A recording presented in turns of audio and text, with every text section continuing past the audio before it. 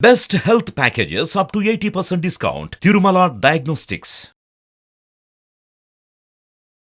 నమస్తే కళ్యాణ్ గారు. నమస్తే జయ గారు. నమస్తే. కళ్యాణ్ గారు, మనకు వస్తున్న మెయిల్లో నుంచి నేను ఒక మెయిల్ చూశానండి. శేఖర్ అతని పేరు, అమ్మాయి పేరు దేవి, వైఫ్ అండ్ హస్బెండ్. వీళ్ళిద్దరి మధ్య ఇష్యూ. ప్రస్తుత కాలంలో ఇలాంటి ఇష్యూస్ ఉంటున్నాయేమో, బహుశా ఉంటున్నాయని అనుకోవాలేమో. ఒకసారి మాట్లాడండి, మీరు మాట్లాడాల్సిందే ఇది.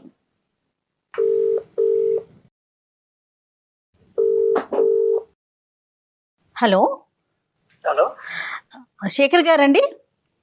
అవును మేడం. నేను అందమైన జీవితం ప్రోగ్రామ్ నుంచి కాల్ చేస్తున్నానండి. నాతో పాటు డాక్టర్ కళ్యాణ్ చక్రవర్తి గారు ఉన్నారు. శేఖర్ గారు మాట్లాడొచ్చా మీతో? మాట్లాడండి మేడం. రైట్, మీ మెయిల్ నేను చూశాను. ఒకసారి కళ్యాణ్ గారికి చెప్పండి అండి. శేఖర్ గారు సార్. నమస్తే, డాక్టర్ కళ్యాణ్ చక్రవర్తి అండి. నమస్తే సార్. ఏంటి సార్, ఏమైంది శేఖర్ గారు? ఏం లేదు సార్, నేను మా ఫ్రెండ్ ఇద్దరు చాలా ఫ్యామిలీ ఫ్రెండ్స్ గా ఉంటాం సార్. రైట్. చాలా క్లోజ్ గా ఉండేవాళ్ళం. మ్యారేజ్ కాకముందు నుంచి ఫ్రెండ్స్ బాగా. అయితే మ్యారేజ్ అయిన తర్వాత కూడా ఫ్రెండ్స్ గా ఉంటున్నాం సార్. చాలా క్లోజ్ ఫ్రెండ్స్ గా ఉండేవాళ్ళు. వాళ్ళ ఇంటికి నేను వెళ్తుంటా, వాళ్ళు మా ఇంటికి వస్తుంటాడు. చాలా సరదాగా ఉండేవాళ్ళం సార్. కాకపోతే విషయం ఏంటంటే, నేను చూడరాని ఒక దృశ్యం చూశాను సార్. మీ పెళ్ళి ఎంతకాలం అయిందండి? నాకు పెళ్ళయి కనీసం ఒక 7 years అయింది సార్. పిల్లలు ఎంతమంది అండి? ఒక పాప, ఒక బాబు సార్. మీరు వర్కింగ్, ఆవిడ హౌస్ వైఫా? అవును సార్, ఆమె ఇంట్లోనే ఉంటుంది సార్. హౌస్ వైఫ్ అండి ఆమె. మీ ఫ్రెండ్ వర్కింగ్ అండి? అతను కూడా జాబ్ చేస్తూ ఉంటుంటాడు సార్, జాబ్. అయితే అతను మా ఇంటికి వస్తుంటాడు, నేను వాళ్ళ ఇంటికి వెళ్తుంటాను. చాలా ఫ్యామిలీ ఫ్రెండ్స్ క్లోజ్ గా ఉంటాను సార్. కాకపోతే ఈ మధ్య కాలంలో ఏంటంటే, ఒక రోజు నేను అనుకోకుండా బయటికి వెళ్దామని అనుకున్నాను సార్.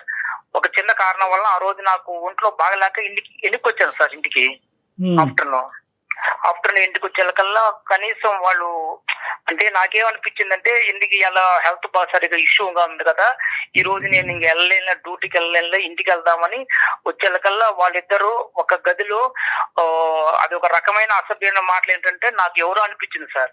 దగ్గరికి డోర్ తీసుకొని చూసేకల్లా మా ఫ్రెండ్, మా ఆవిడ ఇద్దరు ఉన్నారు సార్. వెనక నుంచి వచ్చి చూసి ఆ కళ్ళారా దృశ్యాన్ని చూశాను సార్. నేను గుండె పగిలినట్టు అనిపించింది సార్ నాకు ఆ రోజు. ఎంతో ఆ రోజు నుంచి ఈ రోజు వరకు కూడా నేను చాలా బాధతో ఉన్నాను సార్. నిజంగా నైట్ నిద్ర పట్టక చాలా ఘోరంగా, అసలు ఆ పెయిన్ తలుచుకుంటేనే అది ఒక రకమైన బాధ వస్తుంది సార్. అది అసలు ఈ సబ్జెక్ట్ మీద ప్రశ్నలు అడగటం కూడా ఇదిగా అనిపిస్తుంది శేఖర్ గారు. సారీ, కానీ ఒక పరిష్కారం గురించి మమ్మల్ని అడిగారు కాబట్టి చెప్పటం అనేది మా బాధ్యత, కాబట్టి అడగవలసిన అవసరం ఉంది. ఈ 7 yearsలో మీరు చెప్పినటువంటి సంఘటనలు కాకపోయినా కూడా అటువంటి పరిస్థితులకి తగ్గట్టుగా మీ భార్య గారు ఎప్పుడన్నా వ్యవహరించారా? అటువంటి అనుమానం మీకు ఎప్పుడన్నా కలిగిందా? అసలు ఇంతవరకు ఇప్పుడు కూడా రాలేదు సార్ అనుమానం. ఇంతవరకు అసలు ఇప్పుడు కూడా మాకు అసలు తగలలేదు సార్. కాకపోతే నేను ఏంటంటే, ఆ రోజు ఎందుకు నేను అంటే నా హెల్త్ ప్రాబ్లం వల్ల బయటికి వెళ్దామని అనుకోని కూడా, డ్యూటీకి వెళ్దామని ఆ రోజు హెల్త్ పరంగా వెళ్ళాక ఇంటికి వచ్చాను సార్. ఆ రోజు ఈ దృశ్యం బయటపడింది సార్. ఇది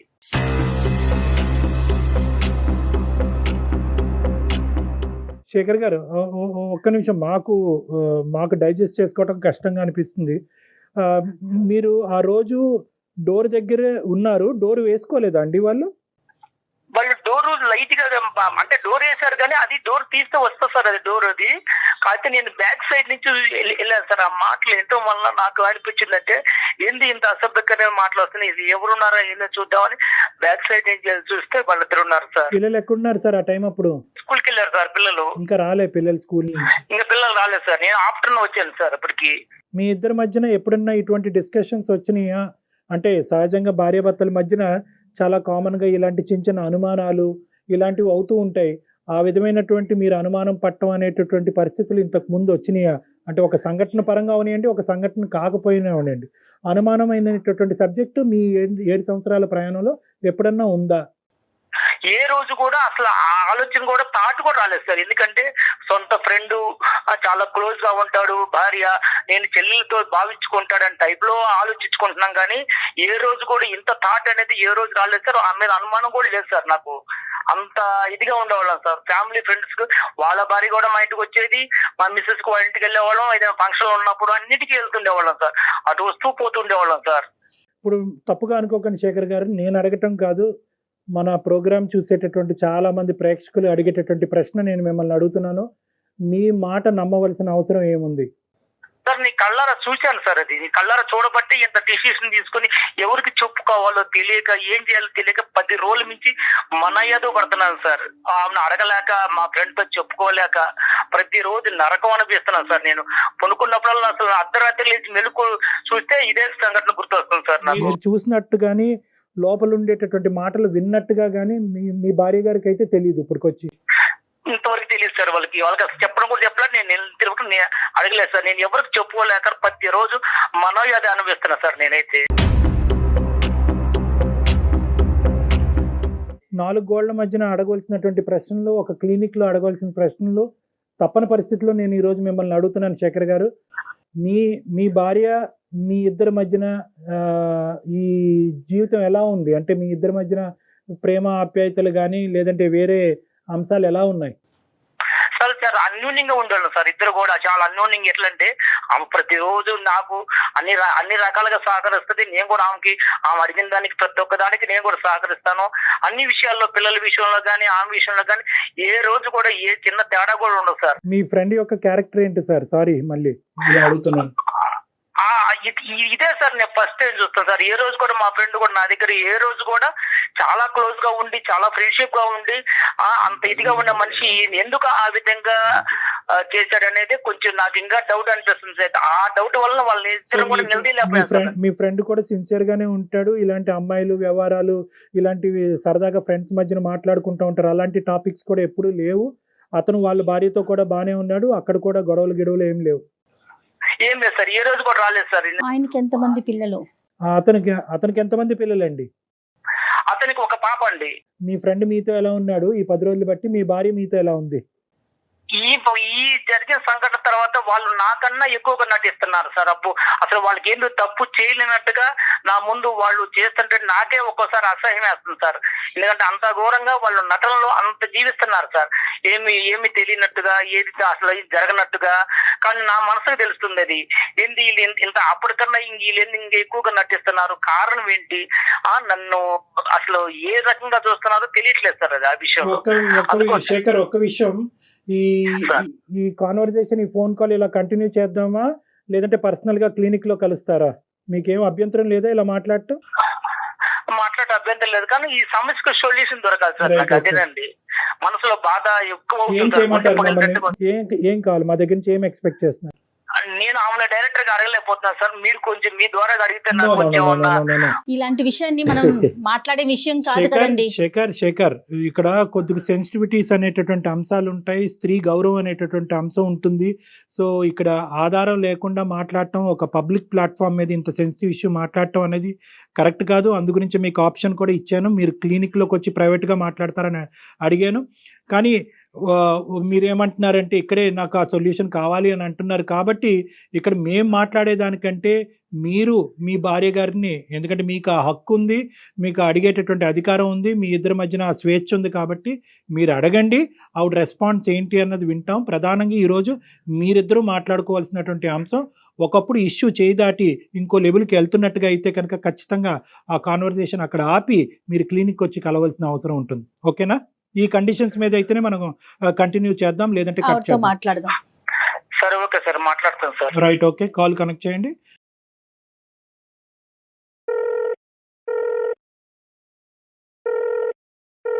హలో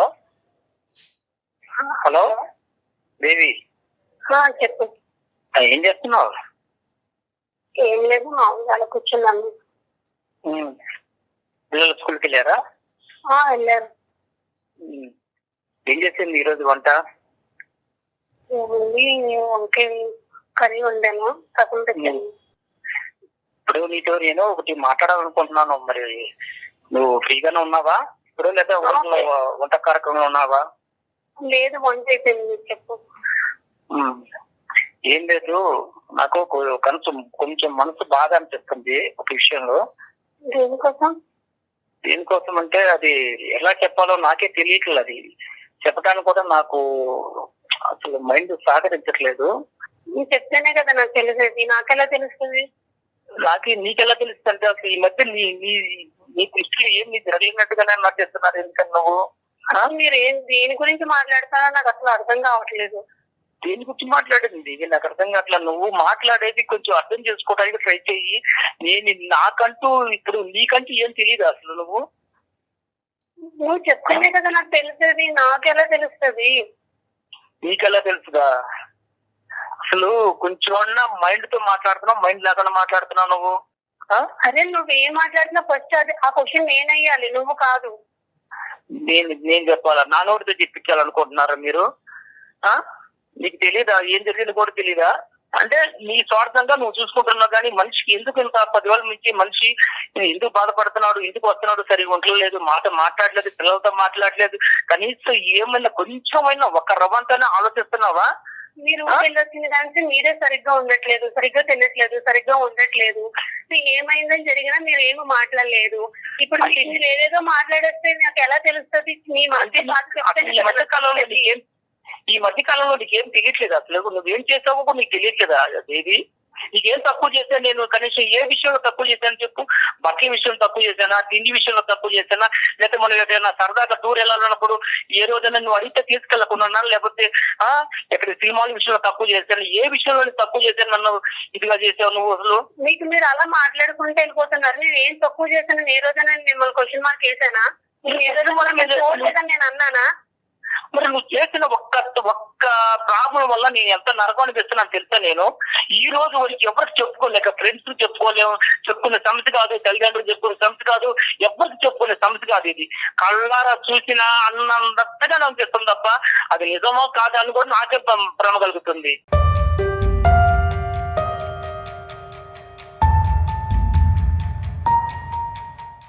నీకు సీనిగాడికి ఎన్నాళ్ళ నుంచి తాగుతుంది రంకు వ్యవహారాలు?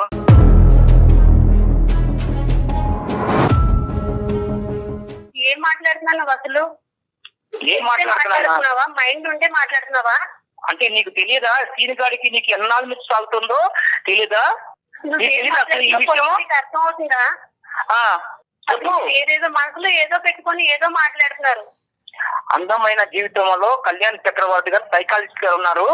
కావాలంటే నువ్వు ఎంతకాలం నుంచి తాగుతుందో ఈ రంకు ఆయనే తేలుస్తారు. అది ఆల్రెడీ మాట్లాడుతున్నావు. శేఖర్, మీరు కాదు నాన్న, ఇప్పుడు ఓకే నువ్వు మాకు ఫోన్ చేసావు, ఓకేనా, నీకు ఒక ఇబ్బంది ఉందని ఫోన్ చేసావు, డాక్టర్ గారు ఉన్నారు, డాక్టర్ గారు వింటున్నారు, డాక్టర్ గారు తేలుస్తారు అని చెప్పి ఆ అమ్మాయి థ్రెట్ చేయవలసినటువంటి అవసరం లేదు.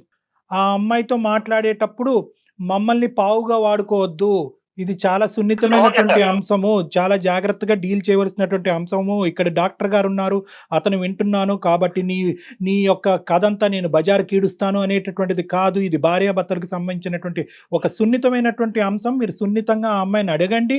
మీరు ఇంతకాలం ఎలాగైతే ప్రేమతో ఆ అమ్మాయిని చూసుకున్నారో అదే ప్రేమతో ఈ అంశాన్ని అడగండి. తన నుంచి నిజాన్ని రాబట్టుకునేటటువంటి ప్రయత్నం చేయండి. అమ్మ ఎవరు దేవి అమ్మ, సారీ అమ్మ, ఇది ఏంటంటే అతను కాల్ కనెక్ట్ చేసినప్పుడే మేము ఉన్నాము అనేటటువంటి అంశం ఒక భర్తగా నీకు చెప్పవలసినటువంటి అవసరం ఉంది, కానీ అతను అది చెప్పలేదు. బహుశా అతను కూడా చాలా సందిగ్ధ పరిస్థితిలో చాలా భావోద్రేకంతో ఉన్నాడు కాబట్టి అది చెప్పలేదు. కానీ ఈరోజు మా పాత్ర అనేటటువంటిది కేవలం అతను ఈ అంశం చెప్పి మాకు ఫోన్ చేశాడమ్మా, డాక్టర్ గారు నేను ఇలాంటి చూడకూడనటువంటి ఒక భయానకమైనటువంటి ఇష్యూ నేను చూశాను నా భార్యకి వేరే వ్యక్తికి మధ్యన. అయితే అది నేను డైరెక్ట్గా ఈ 7 సంవత్సరాలు బట్టి మా ఇద్దరి మధ్యన అటువంటిది ఏది లేకపోవటం వల్ల డైరెక్ట్గా నేను అడగలేకపోతున్నాను, మీరు అడుగుతారా అండి అని అడిగాడు. చాలేవయ్యా, మేము అడగటం కాదు, మేము ఫోన్లోనే అసలు ఇలాంటివి డిస్కస్ చెయ్యం, కావాలంటే హాస్పిటల్కి వస్తావా, 4 గోళ్ల మధ్యన మాట్లాడదాం అంటే లేదు సార్, అది ఇక్కడే తేలాలి. సో ఈ అంశం గురించి ఒక నిమిషం నాన్న, నీ పర్మిషన్ తీసుకోవాలి, నీ కన్సెంట్ తీసుకుని మేము కంటిన్యూ చేయాలి. ఈ ఇష్యూ అతని మనసులో ఒక భావోద్రేకం ఉంది, ఒక వేదన ఉంది, ఇది ఈ రోజు ఇక్కడే తేల్చుకోవాలని అనుకుంటున్నాడు. ఈ ప్లాట్ఫామ్ మీద, అందమైన జీవితం అనేటటువంటి ఈ ప్లాట్ఫామ్ మీద నేను డాక్టర్ కళ్యాణ్ చక్రవర్తి, మన సీనియర్ యాంకర్ జయ గారు, మేమిద్దరం ఈ కేసు డీల్ చేయటం అనేది నీకు ఇష్టమేనా, లేదా క్లినిక్ వచ్చి 4 గోళ్ల మధ్యన మాట్లాడాలని అనుకుంటున్నావా? ఫస్ట్ ఆయన ఏం చెప్తున్నారు అన్నది నాకు క్లారిటీ ఓకే, లేదు సార్. ఆయన అదే. నా మీద బురద చెల్లుకుంటే నీకు- ప్రయత్నం చేస్తున్నాను సార్. అదే నాన్న, నీకు ఓకే అంటే కనుక ఫర్దర్గా వెళ్దాం. సో బేసికలీ ఏంటంటే ఒక 10 రోజుల క్రితం నీ భర్త గారు నిన్ను వేరే వ్యక్తితో చూశాడంట. సో అది అతను చాలా మనస్తాపం చెందాడు. ఏం చూశాడు, ఎలా చూశాడు, ఇవన్నీ వద్దమ్మా, ఇవన్నీ మనం మాట్లాడుకోవద్దు. కానీ అతను చూశాడంట. సో దాని గురించి నీ అభిప్రాయం. సరే చూసేటప్పుడు అప్పుడే అడగాలి కదా సార్. ఆయన మనసులో ఏదో పెట్టుకొని నా మీద బురద చెల్లే ప్రయత్నం చేస్తున్నాను సార్. మనసులో ఏదో పెట్టుకున్నాడు. ఏం జరిగింది నీకు తెలియదు, నువ్వు ఏం చేస్తావు తెలియదా నీకు? ఏం జరిగింది? ఆ రోజు నేను పట్టుకుంటే నీ పొరుగు పోయి తెలుసా? ఆ రోజు నేను పట్టుకుంటే నీ పొరుగు పోయి తెలుసా?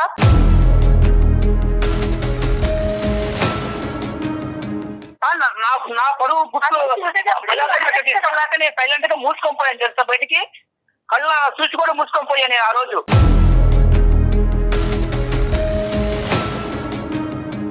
అసలు నీకు పిచ్చి నాటకాలు ఆడక నాటకాలు అడిగలేదు సార్. చెప్ప ఏం మాట్లాడుతావు తెలుసా? నువ్వు ఏం మాట్లాడుతున్నావు? నా మీద బురద చెల్లే ప్రయత్నం చేస్తుంటూ నువ్వు ఏదేదో మాట్లాడుకుంటే కొన్ని ఇస్తారాజు అయిపోయింది అంతాను.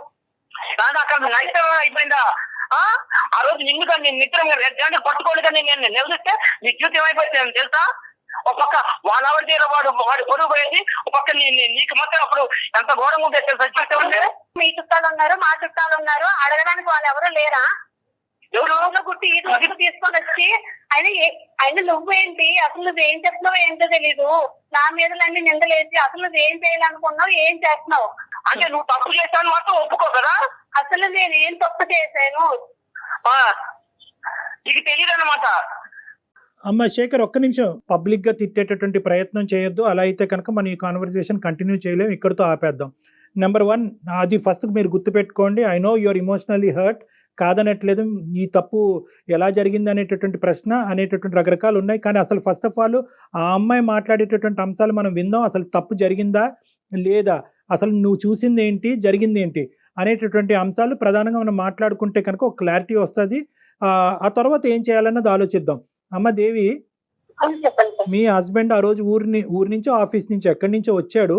వచ్చినప్పుడు ఏం జరిగిందమ్మా? నువ్వు ఒక్కదానివే ఉన్నావా, ఎవరన్నా ఉన్నారా ఇంట్లో, వేరే వాళ్ళు ఎవరన్నా? నేను ఒక్కదానే ఉన్నాను సార్. మీ భర్త గారు ఇంతకు ముందు ఎప్పుడన్నా నిన్ను అనుమానించారా ఈ విధంగా వేరే మగవాళ్ళతో? లేదు సార్, అసలు అనుమానించి. మరి ఇలాగ 7 సంవత్సరాల తర్వాత మీ భర్త గారు ఇలాంటి ప్రశ్న అడుగుతున్నారంటే కనుక అతను కలగంటున్నాడా, భ్రమపడుతున్నాడా, వాస్తవమా? ఈ 10 రోజులు పెట్టి ఆయన అసలు మతి సింగతి ఉందో లేదో నాకు అర్థం అవ్వట్లేదు సార్. ఆయన అసలు సరిగ్గా మాట్లాడట్లేదు, వండించి తినట్లేదు, సరిగ్గా ఉండట్లేదు, పిల్లలతో కూడా సరిగ్గా మాట్లాడిందే లేదు. డాడీ అని పక్కకి వెళ్ళినా కానీ లేకపోయి వెళ్ళిపోతున్నాడు. తనే వేడిస్తున్నాడు, తను మదులు పడ్డాడు. అలా ఎందుకు జరుగుతుందని తెలుసుకునే ప్రయత్నం చేసినా కానీ నాకు అస్సలు రెస్పాన్స్ అయ్యట్లేదు. అలా కదా, ఈ 10 రోజులు బట్టి అతని మానసిక పరిస్థితి గురించి మాట్లాడలేదు తల్లి. కానీ ఆ రోజు జరిగినటువంటి సంఘటనలో ఇంట్లో నీతో పాటు ఎవరన్నా ఉన్నారా? మిగతా అంశాలు నేను అడగనమ్మా. ఎవరు లేరు సార్, ఎవరు లేరు. ఆయన అంతగా చూసే సందర్భం ఉంటే ఆ రోజు ఏం చేశారు సార్? నోట్లో ఏమన్నా మట్టిగడ్డలు ఏమన్నా పెట్టుకున్నారా? అమ్మ అది కాదమ్మా. వాస్తవానికి ఇది నిజమా అబద్ధమా, జరిగిందా జరగలేదా అనేటటువంటి అంశం నిర్ణయించవలసినటువంటి వాళ్ళం మేం కాదు. జరిగింది అని మేము అనలేము, జరగలేదు అని మేము అనలేము. అది మీ భార్యాభర్తలకు సంబంధించినటువంటి ఒక ప్రైవేట్ ఇష్యూ.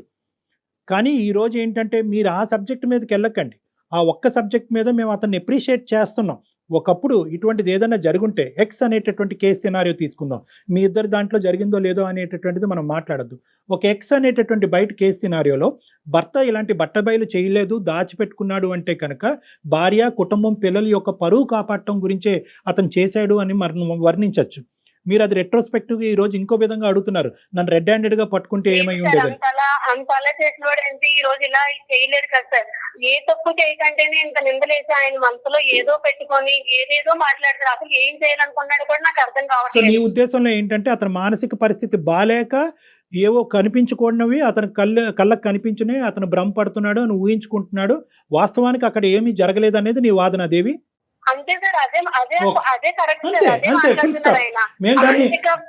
ఒక నిమిషం దేవి, నీ వర్జన చూశాను సార్. అది నేను కల్లారా చూశాను. ఆ రోజు కల్లారా చూసిన తర్వాతనే నా మనసు చెడిపోయింది సార్. అది నేను కల్లారా చూశాను. అది కనీసం ఈమె కానీ వాడు కానీ ఏంది ఇలాగున్నావు అని కూడా ఒక్క క్వశ్చన్ కూడా నన్ను అడగలేదు సార్. వాళ్ళ ఆనందాలు, సంతోషాలు వేరువేరుగా ఉన్నాయి. నువ్వు 10 రోజులు సరిగ్గా ఉండక, సరిగ్గా తినక, మానసిక భావం సరిగ్గా బాగోక అప్పటికి నేను నీకు ఏ తప్పు కనిపించినా నాకు అర్థం కావట్లేదు. నాకు మానస్థితి బాగానే ఉన్నది. నేను మానస్థితి బాగున్నబట్టే ప్రతిరోజు డ్యూటీకి వెళ్ళగలుగుతున్నా. అర్థమైందా? మానస్థితి బాగాలేకపోతే డ్యూటీ ఆపేసి ఇంట్లో ఉండేవాడిని. అర్థమైందా? నువ్వు చేసిన దానికి సమర్థించుకోవడానికి చూడబాకు. నువ్వు అదే నువ్వు చెప్తుంటే నువ్వు వింటూ ఉంటే నువ్వు ఏది మాట్లాడినా అది కరెక్టే, అలా మేము ఒప్పుకోవాలి. అదే నువ్వు నేను మన పెళ్ళి ఇంతకాలమైనా ఏ రోజైనా నిన్ను నిలదీసి నేను అడిగానా? అంత ముందు నీ ప్రశ్న శేఖర్, నేను ఎప్పుడైనా నిన్ను నిలదీశానా, నేను ఎప్పుడైనా నీ మీద ఇలా అనుమానం పడ్డానా అనేటటువంటి మాట ఎంత కరెక్టో, దేవి కూడా అటువంటి విధంగా ప్రవర్తించకపోవటం అనేటటువంటిది ఈ 7 సంవత్సరాలు బట్టి మీ కళ్ళ ద్వారా మీరు కూడా చూశారు. సో అది కూడా పాయింటే. ఇక్కడ ఏంటంటే ఆవిడ ఇంతకు ముందు ఇలా ఉందండి, ఇప్పుడు ఇలా ఉందండి, తర్వాత ఇలా చేసింది అనేటటువంటి ఎగ్జాంపుల్స్ మీరు ఇవ్వలేకపోతున్నారు. మొదటి నుంచి నా భర్తకు అనుమానం అనేటటువంటి ఒక ఇది ఉందండి అని చెప్పి ఆవిడ చెప్పలేకపోతుంది. సో ఇదేంటంటే ఒక ఇన్సిడెంట్ చుట్టూరు జరిగినటువంటి ఒక ఇష్యూ కింద మనం పరిగణలోకి తీసుకోవాలి. సో మీరిద్దరూ మేడ్ ఫర్ ఈచ్ అదర్. మీరిద్దరూ ఇప్పుడు వరకు మీ ప్రయాణం చాలా సాఫీగా జరిగింది, ఎటువంటి ఇబ్బందులు లేకుండా జరిగింది. ఇప్పుడు ఉండేటటువంటి ఈ పరిస్థితిలో మీరేదో చూడరానటువంటిది మీరు చూశారని అంటున్నారు. ఆవిడేమో వచ్చి మీ మానసిక పరిస్థితి బాలేక మీకు అది కనిపించింది, కానీ నా క్యారెక్టర్ అసాసినేషన్ చేసే హక్కు నీకు లేదు అని అంటుంది. సో ఇది చాలా సెన్సిటివ్ ఇష్యూ. ఎప్పుడు ప్రవర్తించిన వింతగా ప్రవర్తిస్తున్నారు. అది ఎందుకు వలన జరుగుతుంది అన్నది నాకైతే తెలియట్లేదు. ఏం తెలియట్లేదు. నేను కేవలము పిల్లల దృష్టిలో పెట్టుకొని శేఖర్, మీరు ఎంత వేదనలో ఉన్నారు, ఎంత బాధలో ఉన్నారు అన్నది మాకు అర్థమవుతుంది. అదే విధంగా ఈ ప్లాట్ఫామ్ మీద నీ భార్య గారి యొక్క క్యారెక్టర్ గురించి మాట్లాడి ఒక కన్క్లూజన్కి వచ్చి ఒక కన్ఫర్మేషన్ ఇచ్చేటటువంటి వేదిక ఇది కాదు. ఎందుకంటే మీరు చూసింది, నేను చూసింది అబద్ధం అండి, నా భార్య పరువు నేను ఇలా పబ్లిక్గా వచ్చి తీసుకుంటానా అనేటటువంటి అంశాల గురించి ఈ వేదిక అది మాట్లాడదు. అట్ ద సేమ్ టైం ఆవిడ క్యారెక్టర్ని అసాసినేషన్ చేసేటటువంటి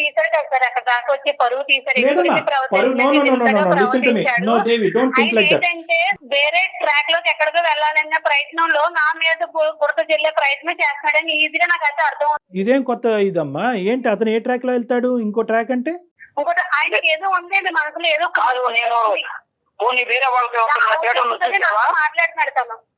కాదు, నేను వేరే వాళ్ళతో ఎవరితో థియేటర్లో చూసావా? పోనీ నా గురించి ప్లాట్ ఎప్పుడైనా విన్నావా?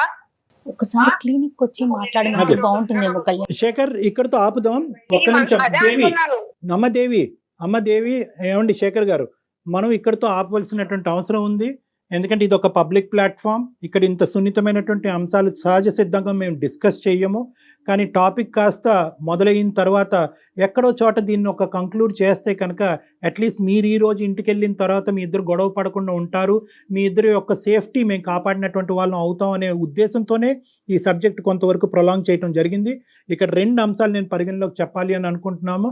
దేవి గారు, ఇక్కడ మీ క్యారెక్టర్ ఎవరు అసాసినేట్ చేయలేదు, ఎవరు కూడా మిమ్మల్ని వేలెత్తి చూపెట్టలేదు, మీరు తప్పు చేసినట్టుగా ఎవ్వరూ మాట్లాడలేదు. మీ భర్త గారు ఒకటి చూశారు అన్నారు, అది మిమ్మల్ని ప్రశ్నించారు, మీరు అది ఖండించారు, ఇది కరెక్ట్ కాదన్నారు, సబ్జెక్ట్ అక్కడ అయిపోయింది, అంతే. You are the same person as you are. So దాని గురించి మీరు భయభ్రాంతులు చెందవలసినటువంటి అవసరం లేదు. ఇక్కడ 2 అంశాలు అయి ఉండొచ్చు. ఆ 2 అంశాలు, ఒకటి ఏదైనా జరిగి ఉండొచ్చా అనేటటువంటి ఒక అంశం, రెండోది ఇతను అనుమానం కానీ లేదంటే ఒక సైకలాజికల్ పరంగా ఏమైనా ఇబ్బంది పడుతూ ఉండొచ్చా. ఈ 2 అంశాలు మనం వెరీ క్లోజ్డ్ ప్లేస్లో, అంటే ఒక 4 వాల్స్ మధ్యన మాట్లాడుకోవాల్సినటువంటి ఒక సున్నితమైనటువంటి అంశంగా నేను పరిగణిస్తున్నాను. కాబట్టి ఇది ఇంకా ఫర్దర్ గా ఎక్స్టెండ్. ఓకేనమ్మా, అనుమానమే కానివ్వండి, ఈ అనుమానమేనమ్మా.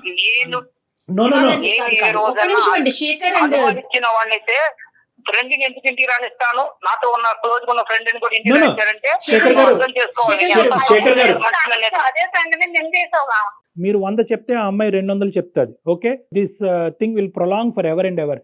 సో నా ఉద్దేశం ఏంటంటే, ఆపండి, ఇక్కడి వరకు ఆపండి. మీరు వచ్చి నన్ను పర్సనల్గా కలవండి, మనం క్లినిక్లో కూర్చుందాం, మాట్లాడుకుందాం. ఈ సబ్జెక్ట్ని ఇక్కడితో ఆపండి. దయచేసి ఎవరు పెద్ద పెద్ద నిర్ణయాలు తీసుకోవద్దు. ఎవరి సేఫ్టీ, మీరు పిల్లల గురించి ఉన్నారు, దీని గురించి నిందించుకోవద్దు. మళ్ళీ నా దగ్గరకు వచ్చేంత వరకు ప్రశ్నించుకోవద్దు, నిందించుకోవద్దు, అలజడి చెందొద్దు, గొడవ పడద్దు. ఎందుకంటే పిల్లలు ఉన్నారు, చిన్న పిల్లలు ఉన్నారు, వాళ్ళు ఇబ్బంది పడతారు. ఇది ఏదన్నా ఉంటే కనుక, ఈ సబ్జెక్ట్ ఏదైనా డిస్కషన్ ఉంటే కనుక అది నా రూమ్ లో మనం మాట్లాడుకుందాం.